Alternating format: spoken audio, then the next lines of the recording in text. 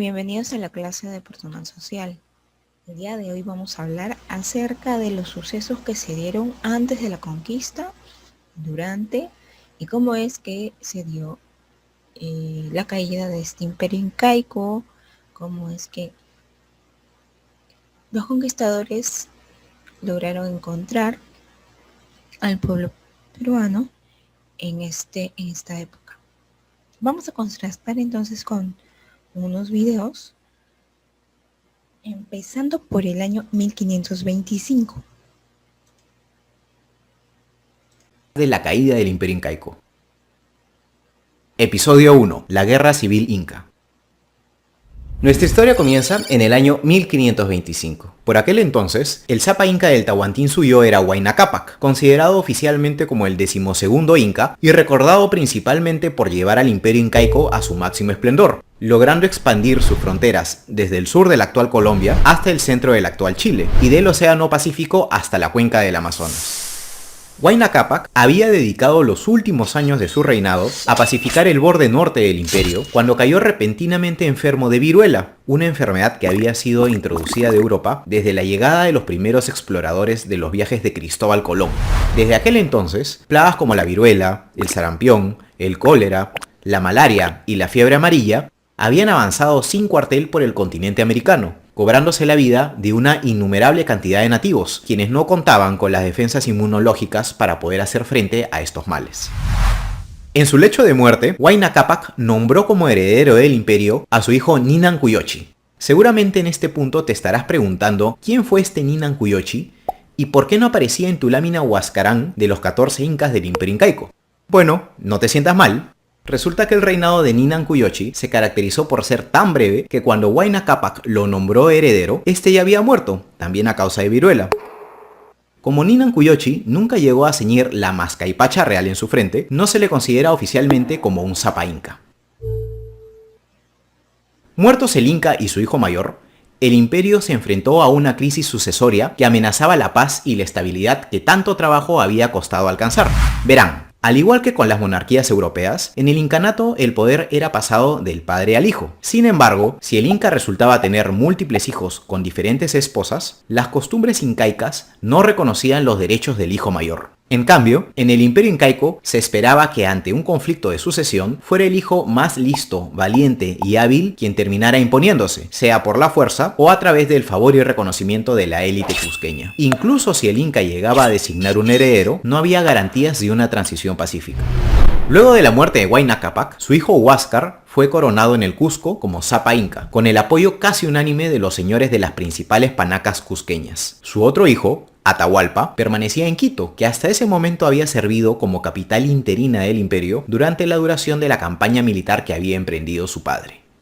Atahualpa y Huáscar eran medios hermanos que provenían de diferentes familias reales, y según relatan las fuentes, eran de personalidades completamente opuestas. Mientras que Atahualpa exhibía un ávido interés por los asuntos militares y se mostraba extremadamente severo, Huáscar no tenía mayor interés por la conquista militar, y aunque sería recordado por cometer actos igual de crueles a los de su hermano, al parecer lo suyo eran los excesos. Atahualpa no asistió a los ritos funerarios de Huayna Cápac ni a la coronación de Huáscar en el Cusco, seguramente consciente de que podría terminar haciéndole compañía a su padre en el otro mundo. Y aunque al parecer en un inicio Atahualpa intentó congraciarse con su hermano, el que no fuera al Cusco despertó las sospechas inmediatas de Huáscar, quien enfurecido por la ofensa decidió iniciar una campaña militar contra su hermano para consolidar su autoridad sobre el imperio de una vez por todas. Es así como daría inicio a la Guerra Civil Inca. Sin embargo, los números no estaban precisamente a favor del legítimo Inca, pues Atahualpa tenía consigo a las tropas de su padre, un ejército veterano que había pasado los últimos años en constantes enfrentamientos, dirigido además por los 3 generales más experimentados del imperio, Calcuchimac, Quisquis y Rumiñahui. Huáscar no tenía nada similar, por lo que tuvo que recurrir a la leva de nativos para poder hacerse con un ejército. Aún así, Huáscar tomó la iniciativa y envió a sus tropas hacia el norte del imperio al mando de su general Atoc, el Zorro, quien se batiría en combate contra las fuerzas de Atahualpa al sur de Quito. A pesar de algunas victorias iniciales menores, las fuerzas huáscaristas serían finalmente derrotadas, y Atoc acabaría siendo capturado, torturado y su cráneo sirviendo como copa para Atahualpa. Aprovechando el momento, los generales de Atahualpa, Quisquis y Calcuchimac comenzarían a empujar lentamente a las fuerzas de Huáscar hasta llegar a las afueras mismas del Cusco. El incontenible avance de los ejércitos de Atahualpa y los constantes reveses militares sufridos por los generales de Huáscar hicieron que el Inca tomara finalmente la decisión de liderar personalmente a sus tropas, reunidas de todos los extremos del Tahuantinsuyo. La batalla decisiva se libraría al sur del Cusco, en Huanacopampa, ubicada en la actual Apurímac. Allí, las fuerzas huáscaristas lograrían una importante y rotunda victoria contra el ejército de Atahualpa. Sin embargo, haciendo muestra de su poca experiencia militar, Huáscar decidiría no perseguir a las fuerzas de Quisquis y Calcuchimac, prefiriendo acampar en Huanacopampa para celebrar su triunfo. Esta decisión terminaría costándole muy caro a Huáscar, pues le permitiría a los generales de Atahualpa reagrupar sus tropas y tender una emboscada. Lograrían el triunfo definitivo.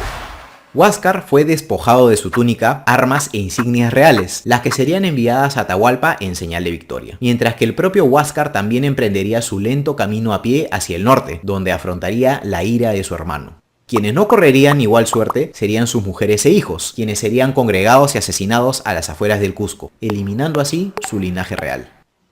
Habían pasado 4 años desde el inicio de la Guerra Civil Inca y anticipando su victoria, Atahualpa viajó de Quito a Cajamarca para esperar las noticias del ataque decisivo de sus tropas sobre la capital. Al mismo tiempo, sus chasquis le llevaban los primeros reportes de un suceso que despertaría su curiosidad.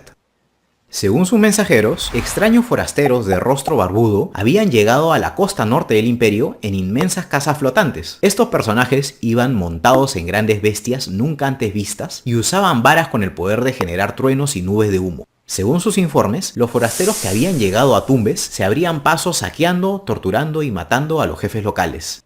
Sin embargo, lejos de obstruirles el paso, Atahualpa les permitió avanzar, probablemente consumido por la curiosidad y el deseo de conocer la procedencia de estos personajes y muy seguro de la aplastante superioridad numérica de sus tropas, sin saber que esa decisión terminaría por sellar su destino y el de todo su pueblo. A ver, entonces, la guerra civil inca se había dado entre Atahualpa y Huáscar. Estos dos eran hermanos hijos de Huayna Cápac. ¿Por qué se dio y entre quiénes se dio esta guerra entre Huáscar y Huayna Cápac? ¿En qué año? En 1525. Estos dos guerreros que querían el poder eran Huáscar y Atahualpa. Huayna Cápac había muerto de viruela debido a que existían mensajeros de España que querían estudiar el terreno peruano para ver qué es lo que había y enviar de esta manera información a los conquistadores españoles. Pero estos venían ya con enfermedades como la viruela, la malaria, ¿sí? La sarampión, etc. Por lo tanto, los incas estaban enfermando. ¿Quién ganó la guerra civil inca? La guerra civil inca la ganó Atahualpa, ¿sí? Pero ganó en la segunda guerra, porque en la primera se descuidó. Al finalizar esto dejó vulnerable al pueblo y la guerra civil se dio entre estos dos hermanos, causando que se facilite la invasión por parte de los españoles, porque no llegaron a encontrar. ¿Sí? Atahualpa fue avanzando de territorio hacia el Perú y pues estos españoles no encontraron a ninguno, ¿no? Ningún linaje inca al ingresar. Bien, los generales de Atahualpa fueron Quisquis, Ruminahui, Calcuchimac y de Huáscar Atok Huanca Auqui, Cápac Yupanqui. La guerra entre Atahualpa y Huáscar dejó vulnerable el imperio incaico, facilitando la conquista española. En 1528. En 1528, Francisco Pizarro va a desembarcar en Tumbes, ¿sí? Y va a conformar una compañía de levante porque quería llegar a Atahualpa, ¿cierto? Y quería ver quién era ese Atahualpa y quién era ese Huáscar que según informantes estaban en guerra y eran hermanos, le causaba mucho interés. También el hecho de que había oro. Diego de Almagro, Francisco Pizarro y Hernando de Luque al inicio se habían unido. Pero ¿qué pasa? Francisco Pizarro, ganado por la ambición, ¿sí?, y movido por la codicia, habló con la reina Isabel para que solamente se le nombrara gobernador a él, y pues a Diego de Almagro y Hernando de Luque terminó despidiéndolos. Así que él vino gobernando esta conquista, ¿sí?, y llegó a Tumbes, pero encontró a Tumbes arrasada por el enfrentamiento de Huáscar y Atahualpa. No lo encontró como nos habían contado, que era todo lindo, todo estaba armado y organizado. No, Pizarro se sorprendió que había encontrado todo destruido y sabía también que era el enfrentamiento de Huáscar y Atahualpa. Él lo sabía porque tenía unos informantes, unos traductores. ¿Recuerdan que se había llevado unos nativos? Bueno, él se llevó unos nativos, Martinillo y Felipillo. Estos dos fueron sus traductores, ¿sí? Y de lo cual él pudo sacar provecho también fue de la desunión de Atahualpa y Huáscar. A estos españoles, los pobladores de Tumbes, los nombraban o los llamaban los viracochas debido a su parecido por la barba, las armaduras y las armas en las manos.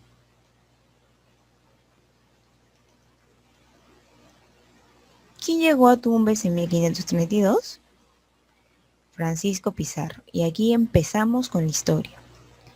Los que acompañaban a Pizarro, quiere decir la hueste que acompañó a Pizarro, fueron 106 soldados, algunos esclavos negros, 12 notarios, algunas moriscas, algunos mercaderes, un dominico, ¿sí? Este dominico era Valverde, ya lo van a conocer más adelante. Los nativos, 62 jinetes, 106 soldados y 4 de sus hermanos.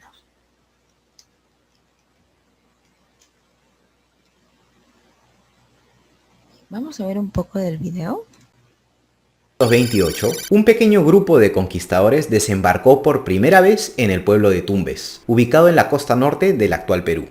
Al instante, los españoles quedaron deslumbrados con las grandes murallas de piedra del poblado y sorprendidos con el cordial recibimiento de la población local.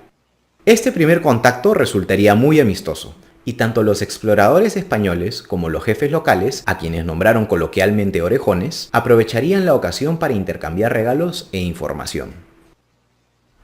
Finalizado el intercambio, los exploradores españoles regresaron donde su líder, el conquistador Francisco Pizarro, para informarle que se encontraban en el borde externo de lo que parecía ser un gran imperio, cuyo señor respondía al nombre de Huayna Cápac. Esta noticia lo estremeció hacia el Perú. Finalmente, en 1532, Pizarro regresaría a Tumbes a sus 54 años, decidido a materializar su sueño de conquista. Sin embargo, lo que encontró fue una ciudad desolada y en ruinas, una imagen que sin duda contrastaba con el relato que sus hombres le habían contado. ¿Qué había pasado exactamente en Tumbes durante los últimos años? Sin perder tiempo, Pizarro comenzó a recabar información con ayuda de Felipillo y Martinillo, dos de los nativos que llevó consigo a España y que ahora le servían como sus intérpretes. Gracias a ellos y a la interrogación de Quilimasa, el orejón de Tumbes, se enteró de que el anterior señor de este imperio estaba muerto y que, como consecuencia, se había iniciado una guerra civil entre dos de los hermanos herederos. Al terminar de atar cabos, Pizarro concluyó que Tumbes había sido arrasada porque su población se había alineado al bando de uno de los dos hermanos en conflicto, el de un tal Huáscar. Asimismo, se enteró que el otro hermano, un tal Atahualpa, se encontraba actualmente en camino a un poblado relativamente cercano, Cajamarca. Toda esta información debió ser música para los oídos de los conquistadores. Muy probablemente, Pizarro ya estaba evaluando aliarse con alguno de los bandos como medio para destruir a ambos en el proceso. Con convicción renovada, el 16 de mayo de 1532, Pizarro y sus seguidores emprenderían su marcha hacia Cajamarca.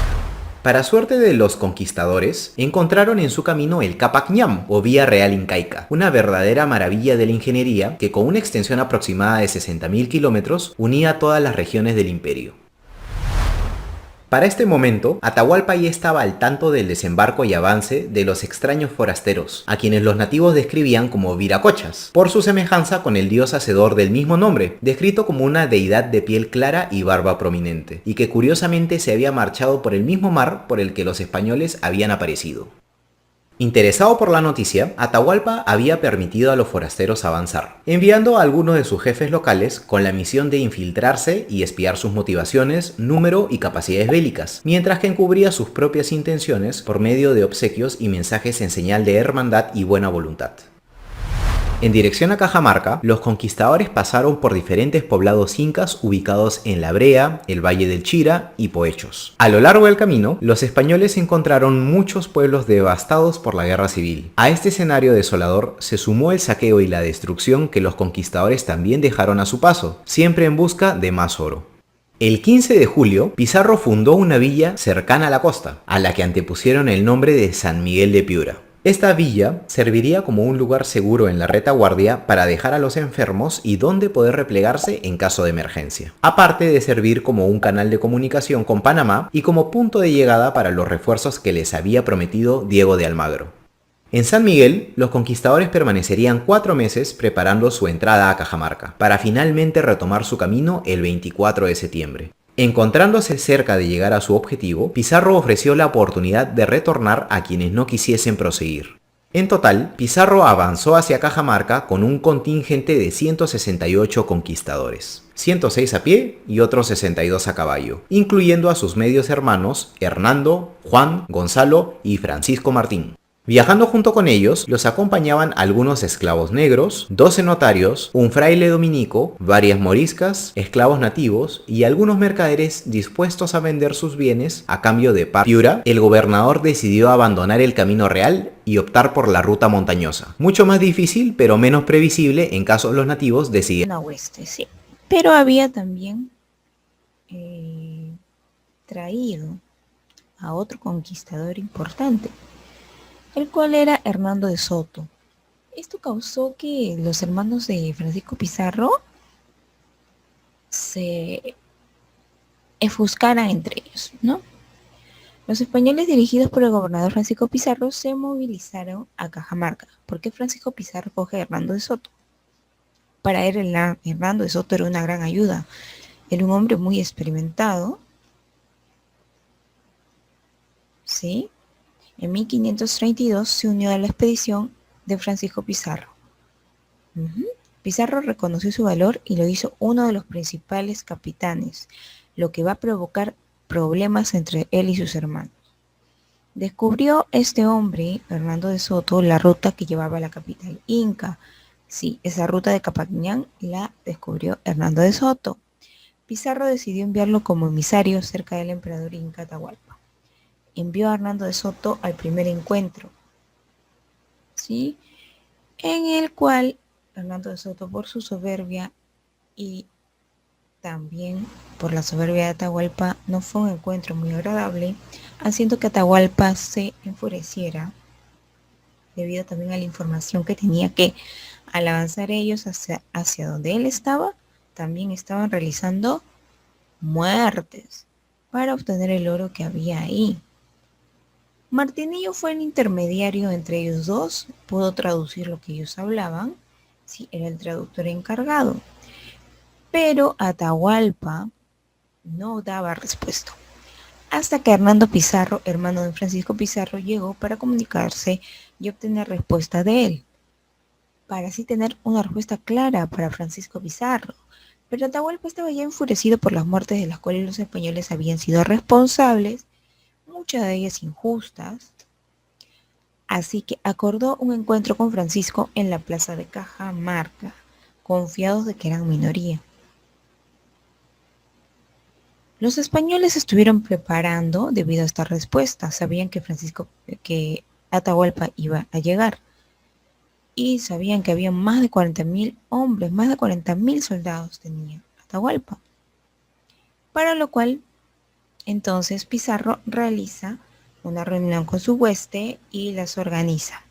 Junto a Pedro de Candia al norte, al este Hernando de Soto y Hernando Pizarro, al oeste de la Plaza Belalcázar, ambas coordenadas con defensas y caballos que a la vez llevaban cascabeles para asustarlos, aprovechando que los incas temían de estos caballos. Entonces, en la vigilia previa a la reunión en la plaza de Cajamarca, los españoles hicieron parte de su vigilia. Durmieron alrededor del fuego, estuvieron orando y también organizándose bien para el día siguiente. Sabían que el día siguiente todo podría acabar ahí o podría ser beneficioso. Mientras tanto, Atahualpa estaba celebrando porque debido a sus triunfos pasados y debido a que los españoles eran muy pocos como él lo veía, pues no iban a ganar. Así que él daba por ganado ese problema al día siguiente. Ocurre una breve reseña también de que Atahualpa, antes de estar festejando, tuvo una reunión amistosa con Hernando de Soto. Esto provocó de que entre ellos haya conversaciones un poco amicales. ¿Y qué pasa? Compartieron copa, compartieron conversaciones y esto hizo de que Atahualpa se sienta un poco más relajado. Se dice que Atahualpa se dejó convencer un poco por la amicalidad de Hernando de Soto, lo cual hizo que baje la guardia. Al día siguiente, en la reunión de Plaza de Cajamarca, Atahualpa se estaba dirigiendo con sus hombres, pero no estaban armados. Estaba dirigiéndose incluso con la mitad de sirvientes y no con los soldados. Entonces Atahualpa bajó la guardia. ¿Cuál fue el papel importante de Vicente Valverde? Pues no solamente era un cristiano solo, también él estaba encargado del contrato que la reina Isabel había dado, ¿sí? Tenía que leerle a los incas y convertirlos al Dios. Si no se convertían y no aceptaban, pues esta negación les daba muerte y estaba aprobado por la reina Isabel para el que no quería convertirse, lo cual era injusto debido a que los incas no hablaban español ni tampoco iban a aceptar cambiar de dioses en un instante. Fue por ello también que Atahualpa no justificaba estas muertes por esa religión y no entendía. Así incluso causó un acto que Valverde llamó como hereje por haber votado la Biblia. Y decía que no existía ningún Dios en ese libro. Con las palabras acercándose a Pizarro, dijo Valverde: ¿qué hace vuestra merced que Atahualpa está hecho un Lucifer? Ataquen ya. ¿No veis que mientras estamos aquí gastando el tiempo en hablar con ese perro lleno de soberbia, se llenan los campos de indios? Salid a él, que yo os absuelvo. Como diciendo, vayan, ataquen, que ya son perdonados. En ese momento Vicente Valverde califica la acción de Atahualpa como herejía, arriesgando así Francisco Pizarro a dar inicio a la trampa que había preparado. Y empezó, desde el norte, como sabemos, ¿sí? Pedro de Candia inicia con los 4 cañones que habían quedado en acuerdo. Y empiezan a salir los caballos del oeste y el este, y empieza toda esta revolución, empieza todo este ataque, a lo cual Atahualpa no se sentía preparado. El confiado quisieron bajarlo del palacete, ¿sí? Donde estaban cargándole sus hombres, pues tuvieron que matar a uno por uno para poder alcanzarlo, porque Atahualpa era tan terco que no bajaba para nada. Nunca quería perder la dignidad. Antes muerto.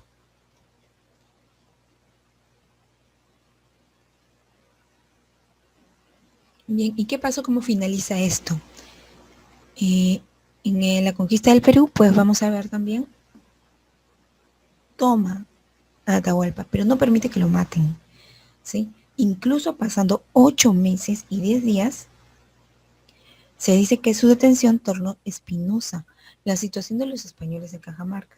Cuando él estuvo encerrado, incluso hubieron ataques a los españoles también, especialmente por la gente que había llegado con Almagro, ansiosa por entrar en acción y marchar hacia el sur.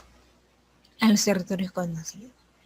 Hubieron disputas entre españoles y también los incas, los que habían quedado. El carácter del inca y su digno comportamiento hicieron que muchos de los capitanes de Pizarro tomaran partido por su persona.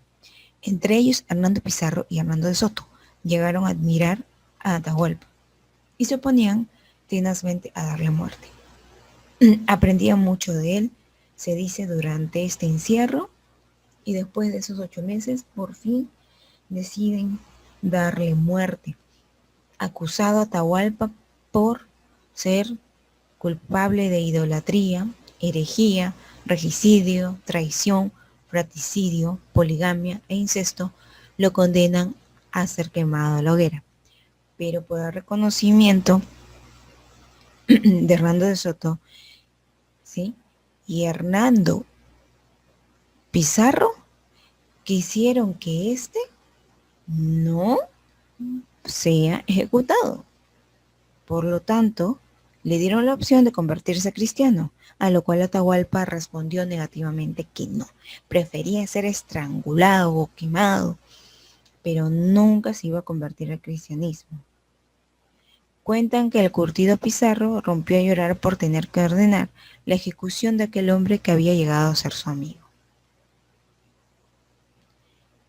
Y colorín colorado, este cuento inca de la caída del Imperio Incaico acabado, chicos.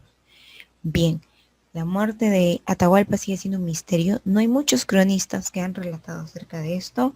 Solo se sabe que fue después de 8 meses. No lo mataron al instante, como se dice. Solo que dejaron pasar 8 meses. No se sabe qué ocurrió en esos 8 meses. Hay muchos comentarios, pero nada definido. Esto ha sido todo, chicos. Espero les haya gustado, les haya ayudado a reforzar acerca de la historia de nuestro Perú.